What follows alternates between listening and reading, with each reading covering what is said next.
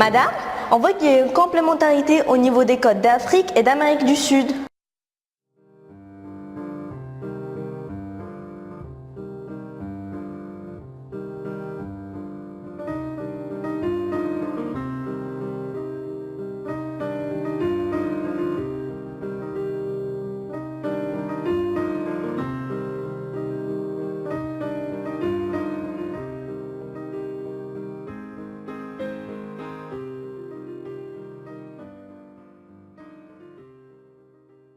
L'observation remarquée par cet élève dans cette séance de géologie est la même qui a attiré l'attention du célèbre géophysicien Alfred Wegener.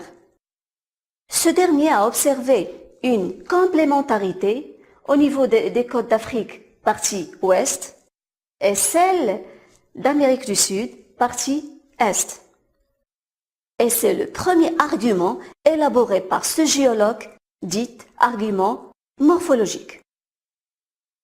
Des études concernant des formations rocheuses effectuées par ce géologue ont permis de déterminer des structures géologiques dont l'âge dépasse 2 milliards d'années et qui s'interrompent brutalement au niveau des côtes africaines et réapparaissent au niveau des côtes d'Amérique du Sud. C'est l'argument géologique.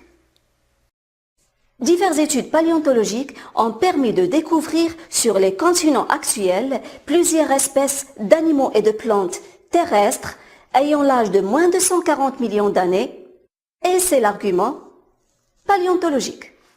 Donc, les trois arguments élaborés par Wegener, l'argument morphologique, paléontologique et géologique, suggère que les continents ont formé il y a moins de 140 millions d'années un seul supercontinent, la Pangée.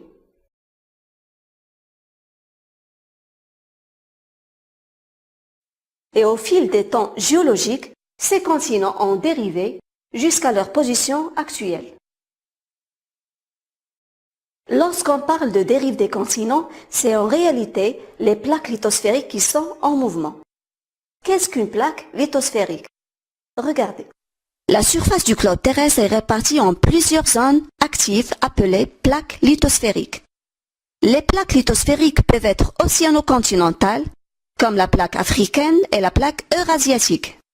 Ils peuvent être aussi des plaques océaniques, formées seulement d'océans, comme la plaque antarctique et la plaque Nazca. Les limites de ces plaques peuvent être des zones de divergence ou bien d'éloignement au niveau de la dorsale.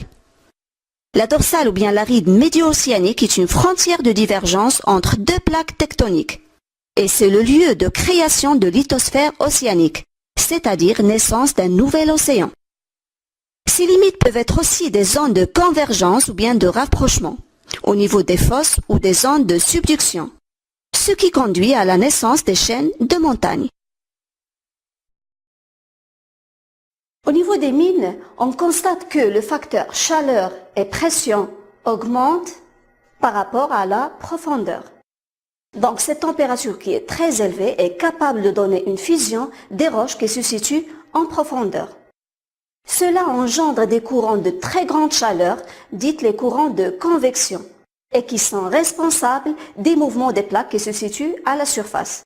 Donc, pour comprendre bien ce mécanisme, vous allez suivre cette explication. Pour comprendre le mécanisme responsable de la mobilité des plaques lithosphériques, on a réalisé ce modèle expérimental. On a chauffé une solution colorée plus haut dans un état stable. Regardez le résultat. Formation des courants thermiques et mobilité à la surface.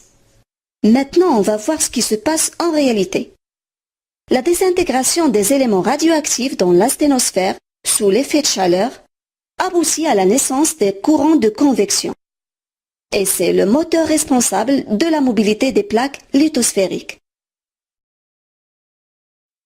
Les arguments avancés par Wegener et les géologues qui ont arrivé par la suite ont permis de découvrir que les continents ou bien les plaques lithosphériques sont en mouvement relatif continu.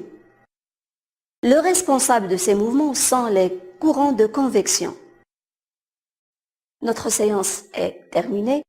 Attendez-moi dans une autre séance.